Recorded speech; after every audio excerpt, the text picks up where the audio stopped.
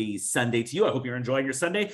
This is Dr. David Galler, and you are watching Sunday Clincheck Shorts, 60 seconds to a better Clincheck. One of the key things that I always look at when I look at Clinchecks, whether I saw the patient or didn't see the patient or my staff scan them, always check for primary teeth. And look over here. Whoa, we got a primary tooth sitting here, and we did not notate it in the prescription. And guess what Invisalign does? They're like, we'll move it. Hey, want to extract a primary tooth? This is the #1 way. You cannot move primary teeth with clear aligners. Make sure to notate in the prescription any primary teeth and don't move them with clear aligners. This has been a Sunday Clincheck Short, 60 seconds to a better Clincheck. I am your host, Dr. David Galler.